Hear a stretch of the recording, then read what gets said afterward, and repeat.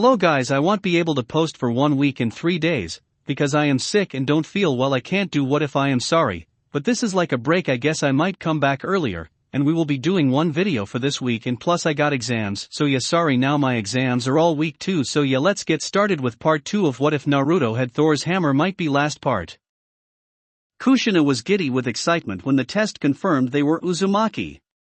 A few blood seals that were keyed only to the bloodline of her clan, and the 2 red heads had pretty much verified their claim. They didn't even need to do a bloodline test with those. Of course, her smile was nowhere near as big as the look on her face when Arashir started talking about some of his pranks. When Minato came in, the first thing he said once Kushina introduced her 2 new cousins was, "I don't care what you do during the daytime, just don't drag me into any more insane pranks." Naruto couldn't resist poking at Thor's memory. But as devout followers of Loki, we're required to drag people into insane pranks, if only to share the misery if we get caught. Karen nodded emphatically, smirking evilly. "Don't know, don't care. You can go streaking through the streets as long as I'm not involved." "Can we make other people go streaking through the streets instead?" asked Karen with sparkly eyes. Minato shuddered. "You can only do it to other civilians, and only Kushina is allowed to do it to the shinobi." "Deal," came the trio of evil replies. It was far too quick for his poor sanity. "So, I heard that the shinobi Uzumaki were really good at seals. Care to look at one we've been messing with in our spare time?" asked Karen hopefully. "Sure," said Kushina. She took one look at the seal and whistled. "This is some seriously heavy-duty stuff. Where'd you find it?" "Trade secret, and it's slightly embarrassing to explain," said Naruto without hesitation. Namely, he had been forced to stand still while Karen traced the damn thing off his stomach, all while maintaining a steady enough stream of chakra to keep it visible. "We've been trying to tweak this for over a year now to make it less faulty, and so far it still needs work," said Karen. Minato didn't come back until well into the night, and when he did, he happened to notice a copy of the seal Karen had. It was some seriously advanced, high-level stuff. But like Karen said, it was rather faulty. For one thing, the filter was almost shot to hell, and there appeared to be some unnecessary elements added to it. Because they were almost flat broke and Kushina refused to let her recently discovered cousins disappear on her, they were staying in the house. "What's the purpose?" asked Minato over breakfast. Arashir and Karen looked up. "Of this seal, I mean. Supposedly it's to contain a large amount of energy, like one of the higher tier bijou's worth. The only problem is that it'll kill anyone who uses it to seal anything worth a damn, and the filter isn't very good. Not to mention the chakra ghost additives. We found it in the old Whirlpool village, and I thought it would be interesting to see if it could be tweaked to be more efficient." Let unspoken was that she had already tweaked it a little to be more receptive to Asgardian magic. She liked Kurama's acerbic wit, enough said. Minato's inner seal master was intrigued.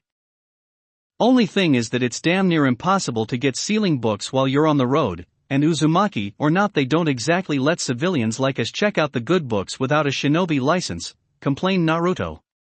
"Not that I'm too enthusiastic about shinobi in the first place. You won't believe the horror stories I've seen."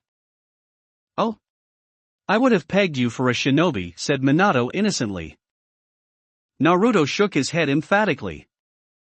"Seeing the farce of a shinobi's idea of justice to a poor kid who was tricked by an older chunin was enough to dissuade me from trying again." "I can barely do a clone," said Naruto. "So you have had shinobi training," said Kushina. "Shinobi dropout.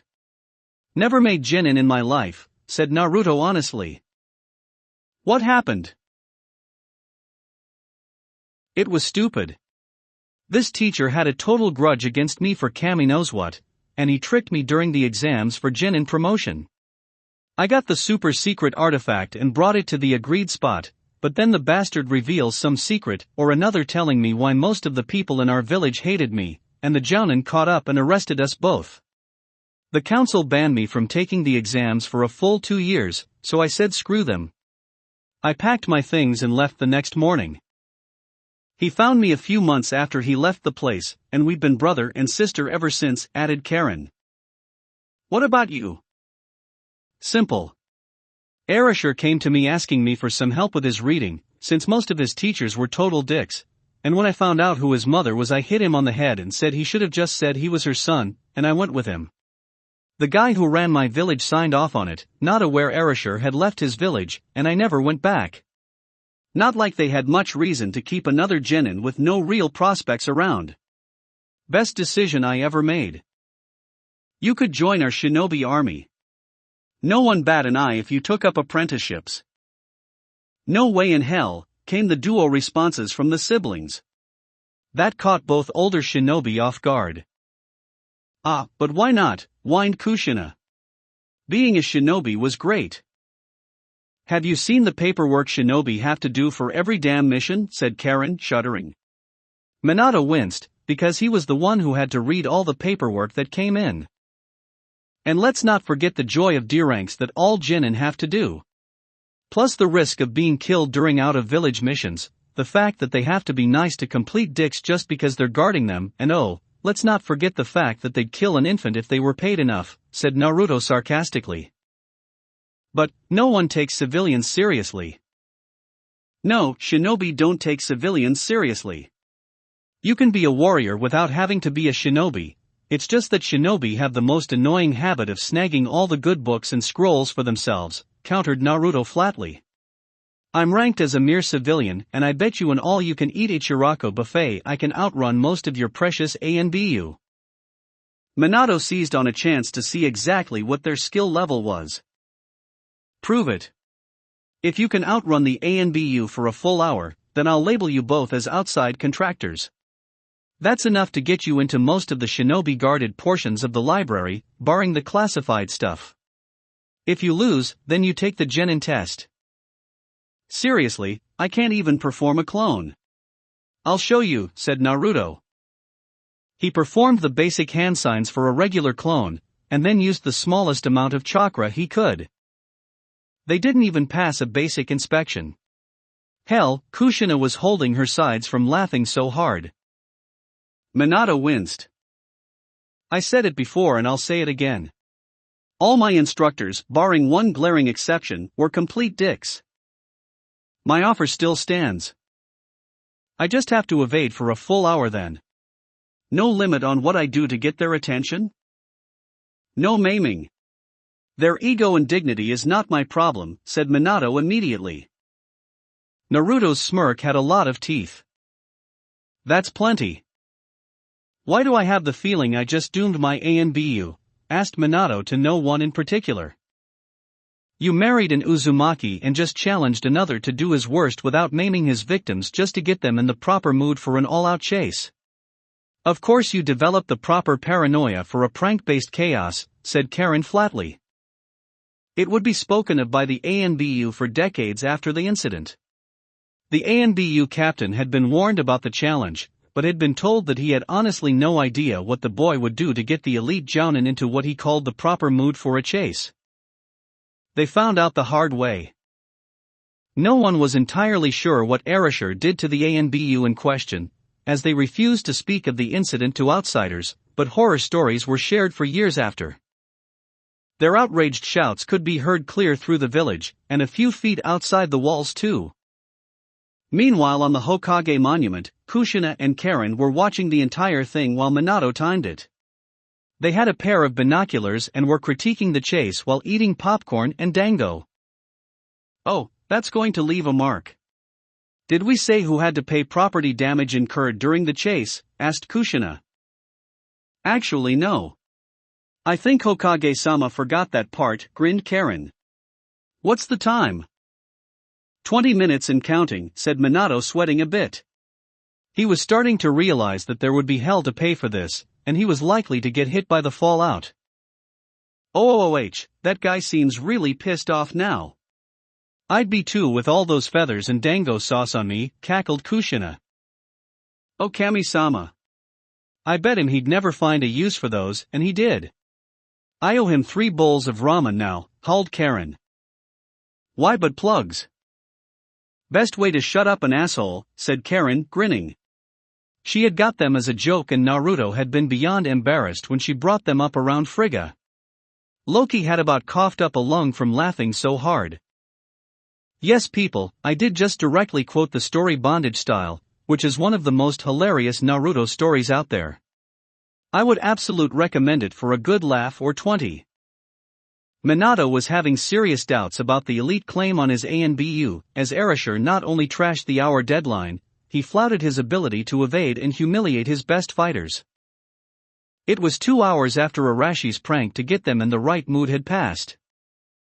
It took Erasure 5 minutes to reach them, grinning like a maniac. Man, I missed my old warm-ups of having Jounin chase me, he cackled like an insane madman. Seeing the legion of rather pissed off and angry ANBU, those that hadn't given up from exhaustion halfway through the chase, or cut their loses realizing the odds of catching him were next to nil, Minato used his best Hokage voice. ANBU stand down. And Erasure, did you really have to add those pranks on top of it? He asked tiredly. Hey, I barely dipped into my bag of tricks. I could have been a lot worse. Yeah, he hasn't even down the live eel inside the Kunoichi's pants, or the bucket of spiders, chirped Karen, grinning like a demon. The Kunoichi shivered at the mere idea of such a thing. Oh yeah, didn't Amara scream like the damned when she found those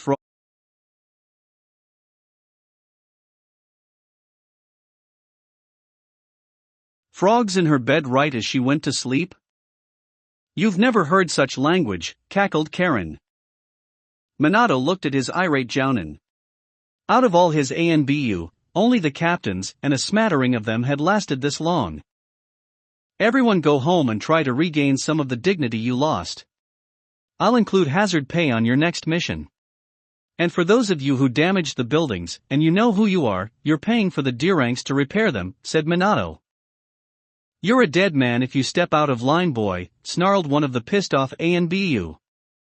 Erasure cocked his head. But how can I be dead when I never tried to knock off your masks? Aren't you only supposed to kill those that find out your real identity behind those no masks? He has a point, Giraffe, said Minato. Giraffe growled, humiliated beyond belief. And Erasure, no humiliating my ANBU repeatedly.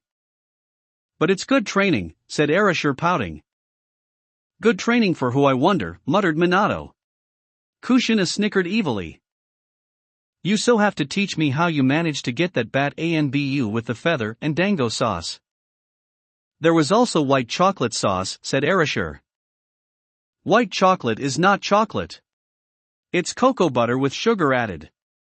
Real chocolate has actual cocoa powder in it, said Karen hotly.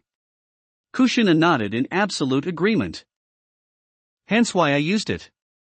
The only chocolate I'd waste is the cheap kind that barely qualified as chocolate in the first place. The girls nodded in agreement.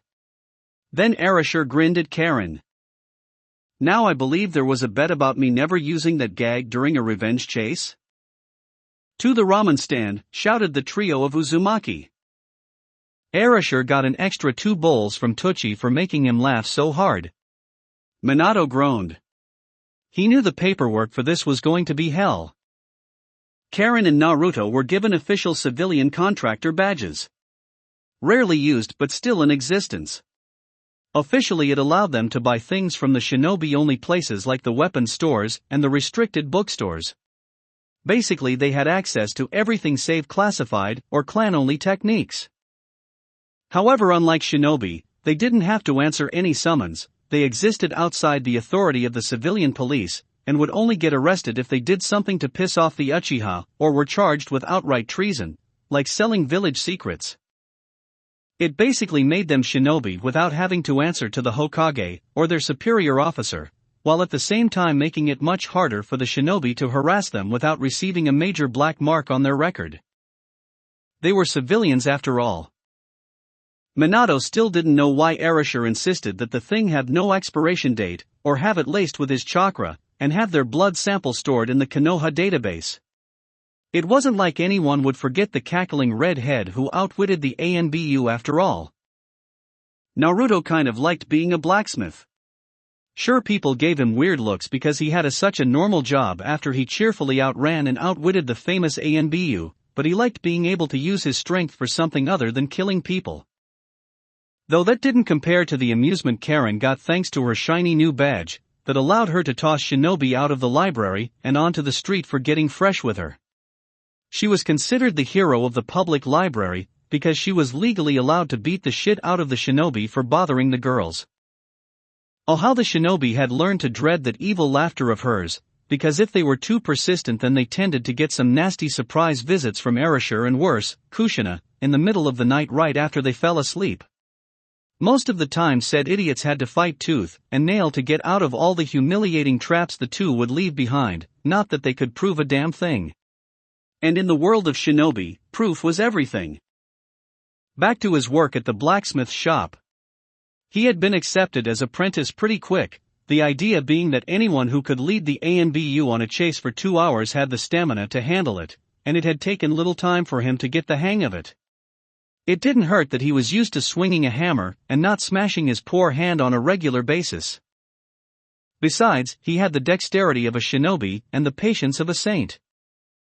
Only someone used to carefully planning and executing revenge pranks developed the sort of patience it took to carefully stalk some poor unfortunate bastard, befriend him, then break into his house, and make his life a living hell without leaving a shred of evidence behind to incriminate him. So Naruto cheerfully swung his hammer to make a cheap katana straight. Today was a good day. For 2.5 long months, Minato and Kushina helped tweak the seal Karen had given them. Both were vastly more experienced with shinobi seals, and generally didn't ask about the runes Karen and Naruto kept slipping into the seal.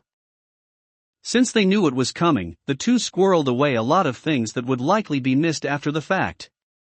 Like books that Minato happened to have, or the locations of small artifacts that Kushina treasured. When it happened, they were going to seal the entire house and take it with them. Konoha wouldn't get a single scroll if they had anything to say about it.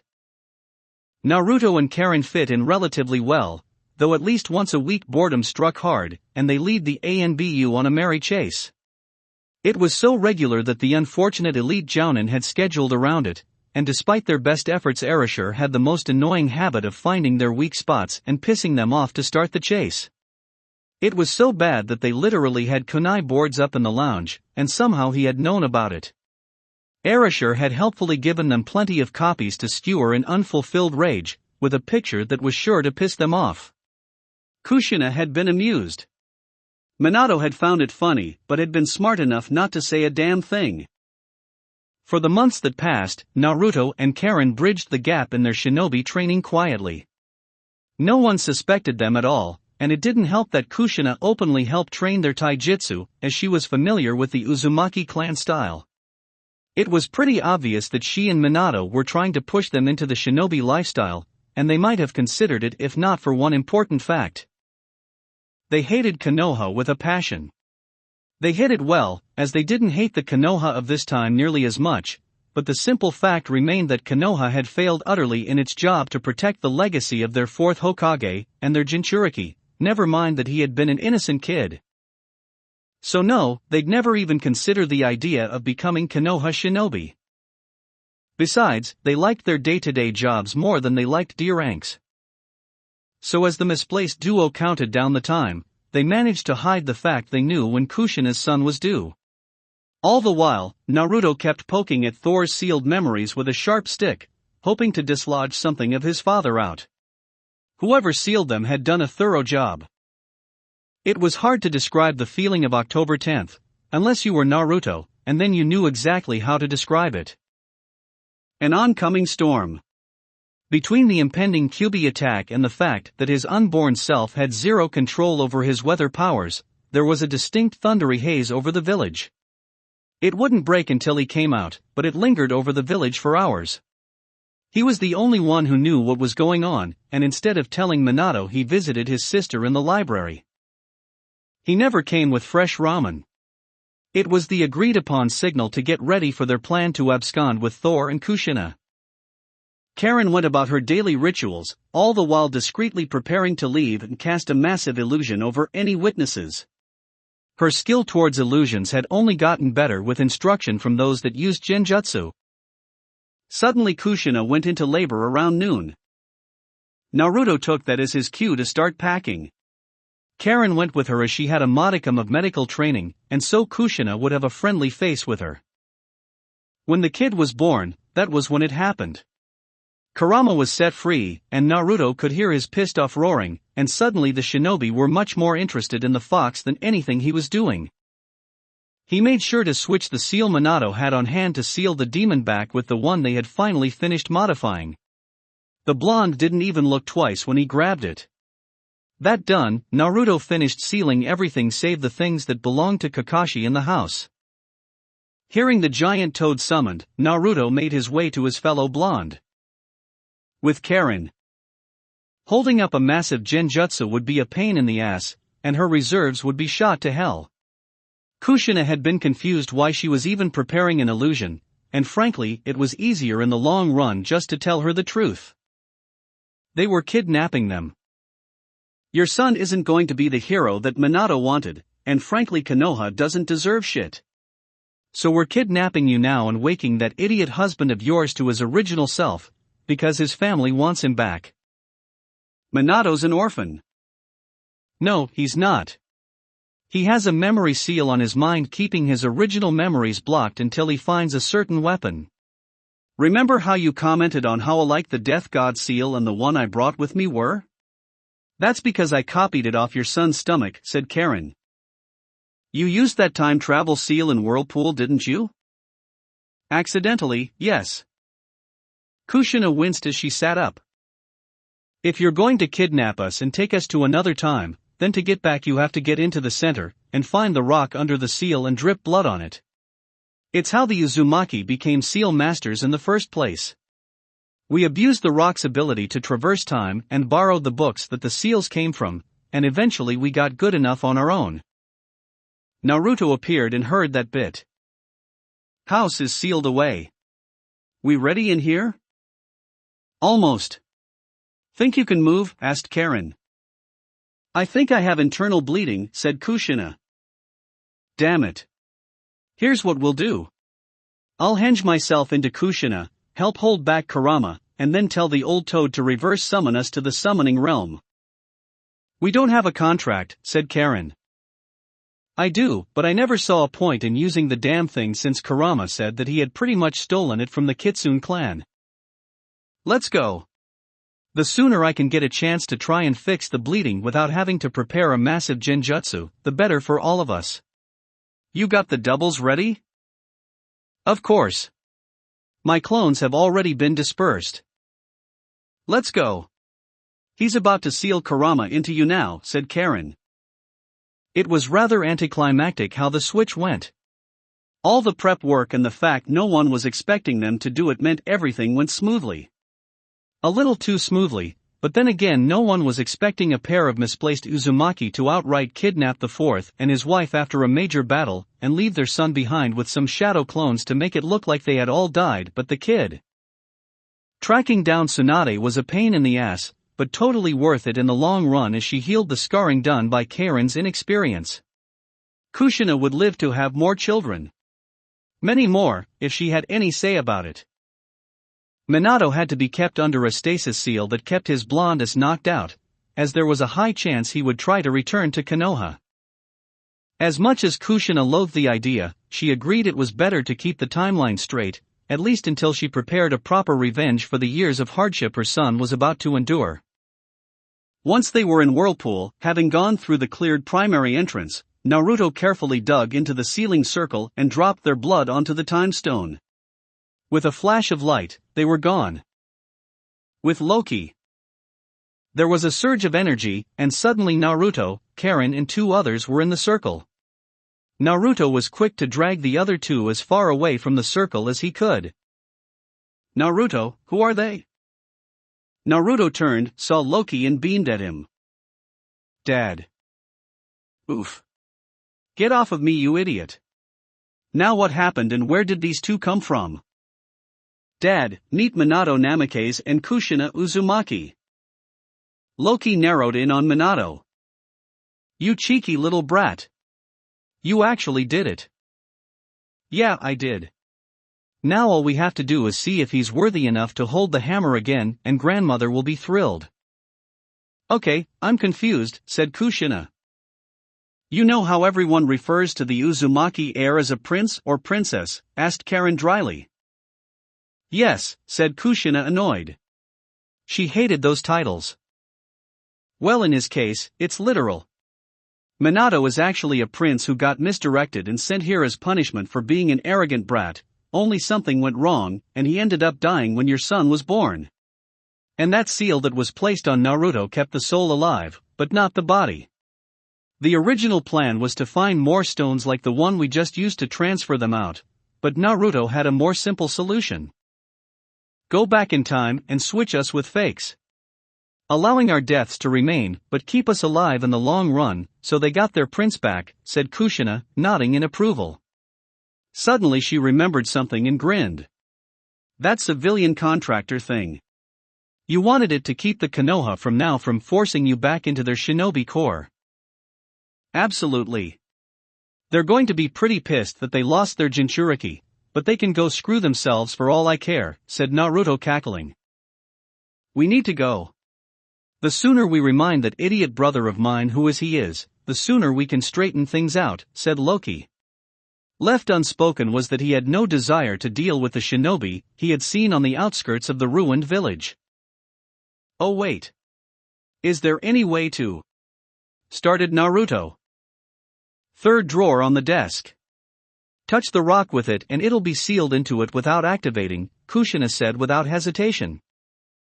Loki was confused, but when he saw what Naruto carefully dug up, and then sealed into a rather odd necklace, his jaw dropped. If you had the stone, then why didn't you? Let me put it this way, we've had it for a long time and figured out how to use it. Naturally we'd also see what would happen if the other countries knew about it. So which sounds like a more feasible way of avoiding all-out destruction, allowing our village to be destroyed and our people scattered, or abuse the stone and accidentally allow its existence to be known. As far as anyone needs to know, he found a seal and accidentally activated it through Kyuubi's chakra, and then used it to get back. It keeps people from asking about the necklace, because obviously he picked it up in the past, said Kushina. When the first Uzumaki found the stone, they had seen all the futures connected to it. And the only one that didn't end with the world completely annihilated was when a blonde sealed it away in a necklace, and took it away from the world. No one knew what the stone was, just that it was too powerful for anyone to have it except that boy. And only the heirs and the elders who knew how to keep their mouths shut were allowed to even know its existence. The first thing Minato saw was gold. A lot of it. The second thing he saw was a blonde erasure, which had him blink, and his wife. Where am I? The better answer is when am I, and the answer would be roughly 15 to 16 years. As for why, well, all your confusion will be answered if you can pick up that stupid hammer I dropped next to you, said Erasure. Minato noticed an unusually decorated warhammer, and then looked at him. I dropped it on my foot, and wasn't in the mood to pick it up. It should be healed in a couple of hours, deadpanned Erasure. Minato didn't think anything of it, and reached down to the hammer on its side. After all, it was a simple thing to hand Erasure his hammer back. The moment his hand closed around the hilt, and he lifted it up, he damn near dropped it, as the memories hit him like a brick. His eyes cleared up as his full power was unsealed, and the memories were promptly filtered into the appropriate slots.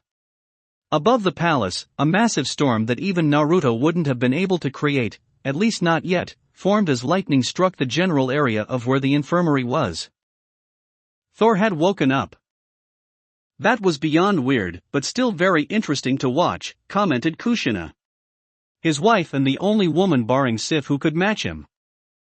Oh, you don't know the half of it, Mom. Should have seen my reaction when I found out that I was in another world, commented Naruto. I have a headache, complained Thor.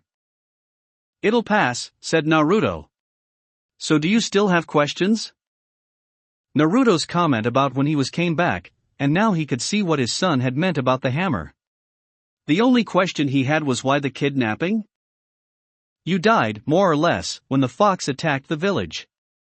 All you left behind were chakra ghosts, and there's no way in Helheim I'm going to track down 3 infinity stones to reverse it when it was easier to track down 1 and simply make it look like you died, deadpan Naruto.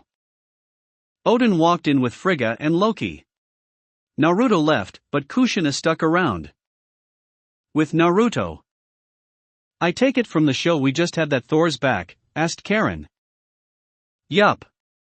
The official story is that we found a seal that allowed time travel and brought them back. Needless to say there's going to be a feast soon, said Naruto. At least we don't have to deal with them subtly trying to make us assassins, said Karen with a snort. The party for Thor's return was massive.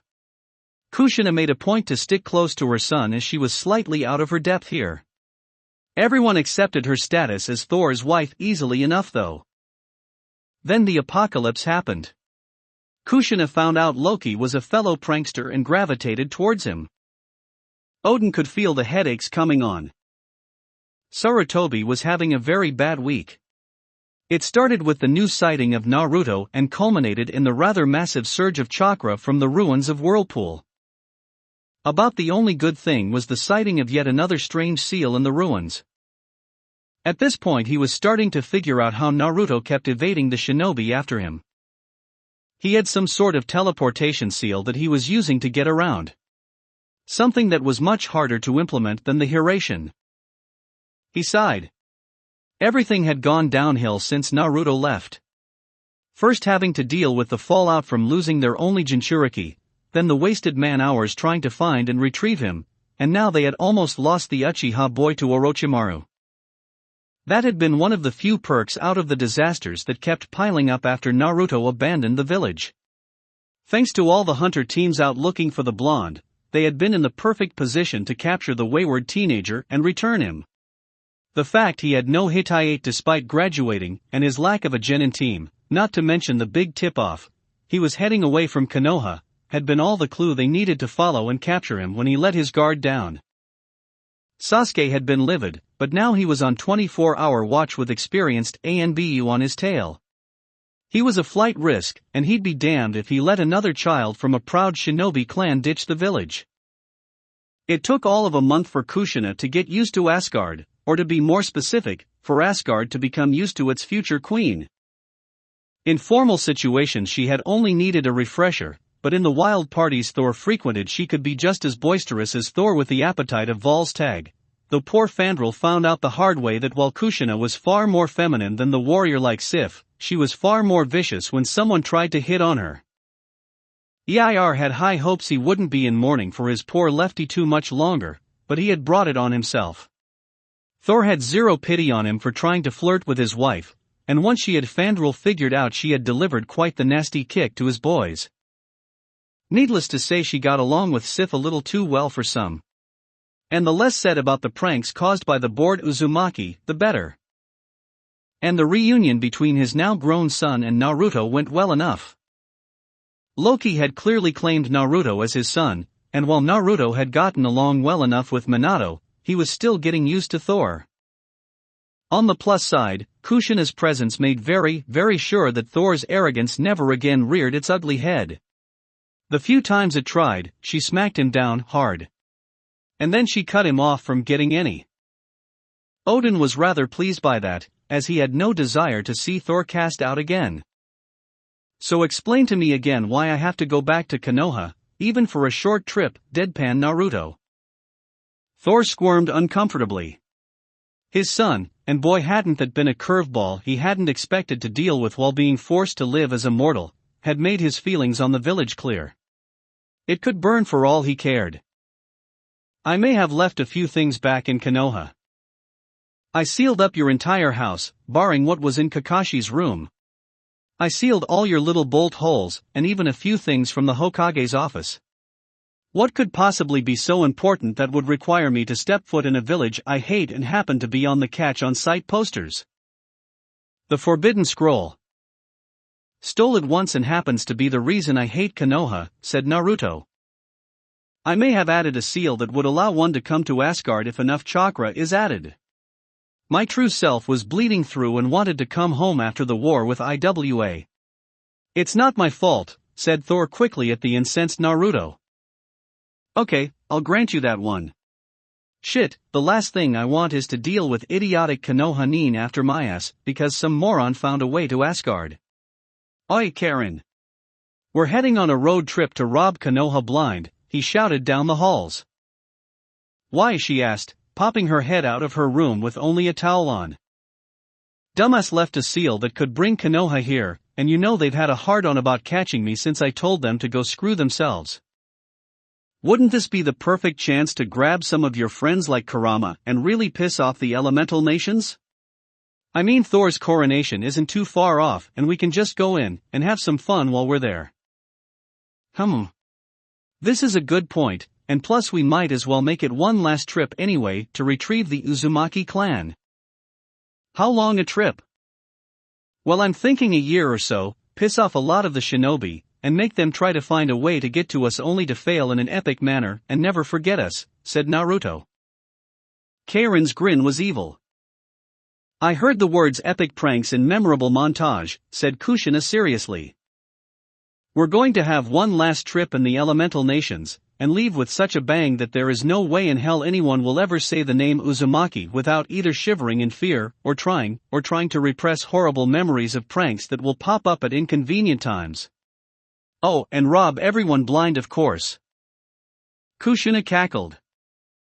I knew you would take after me more than you would your father. Naruto grinned evilly. Thor shuddered, as he still remembered Kushina's horrible mood swings while pregnant. I heard the word chaos, said Loki evilly. We're going to make a vacation out of collecting the Uzumaki, all the while stealing everything that isn't nailed down, and causing untold panic that will ensure that no one ever forgets the name Uzumaki ever again for fear of what we'll do to them if they do.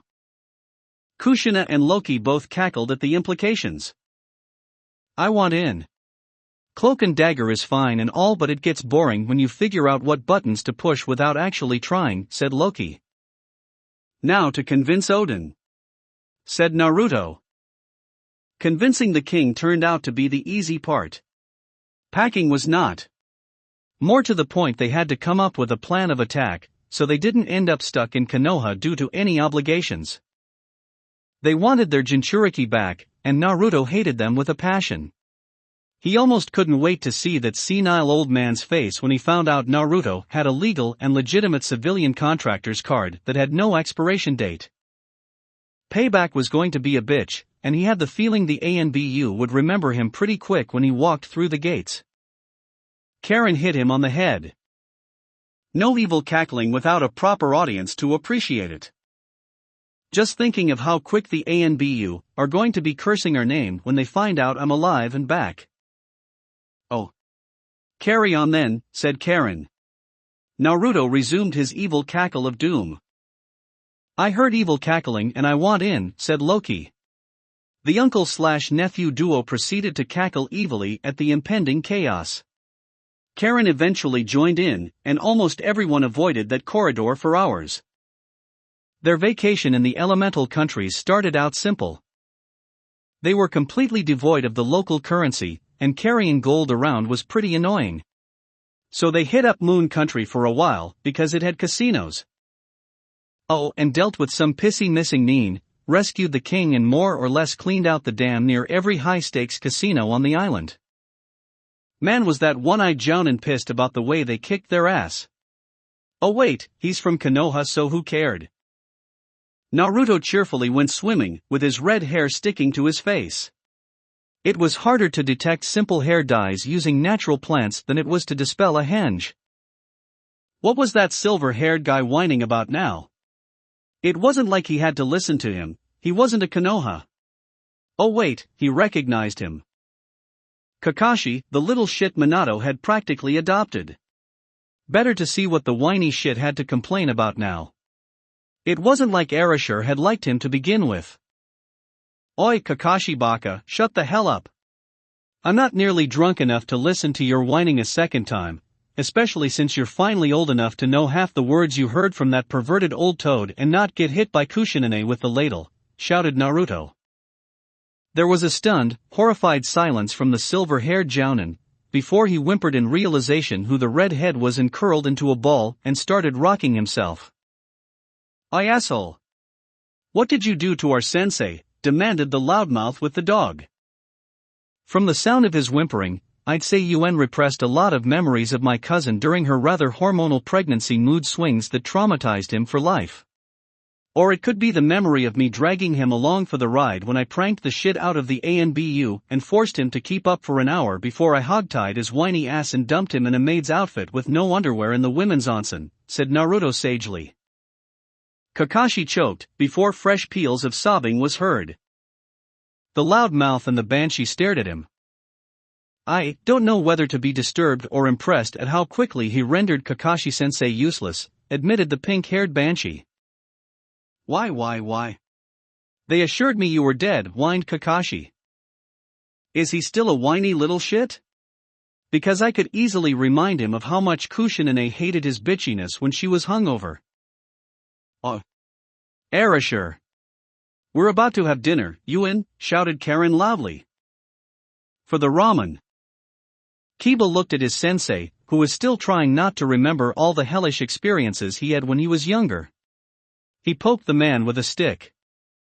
I'm almost terrified and impressed at how quickly he scared him, admitted Kiba. In Konoha. Sarutobi released the messenger hawk, took one look at the missive, and choked in horror during the Jounin meeting. Hokage-sama? He's alive. For the love of all things holy, those two demons are alive. He said horrified. The Jounins were concerned now. One cautiously asked. Who are alive, Hokage-sama? Sarutobi looked up from the missive, and said with a voice that could have declared that the Kyuubi was about to attack. Arashur and Karen Uzumaki, Kushina's cousins. They're alive and in Moon Country. It took 3.6 seconds for that statement to process, and when it did he had the unique sight of the ANBU all breaking down in horror. Well, all but one of them. NOOO. Not the red-haired devils. Sweet. I get to go drinking with Arashur again, said Anko happily. Arashur had been the only civilian who hadn't given two shits about her old teacher, and had treated her like a person. He also paid her dango addiction without complaint. The Hokage whimpered. He remembered the paperwork those two left in their wake. If Naruto had been bad after a prank, Arashur was 20 times worse, if that was possible. He shuddered and hoped like hell that the civilian contractor's pass Minato had signed had an expiration date. Naruto was grinning evilly as word quickly spread about Arashur being back. Add a few years, and no one knew he wasn't actually in his late 20s. Watching grown men with animal masks see him in civilian villages, then scream like little girls, and make warding gestures while shouting at the top of their lungs that the evil one has returned never got old.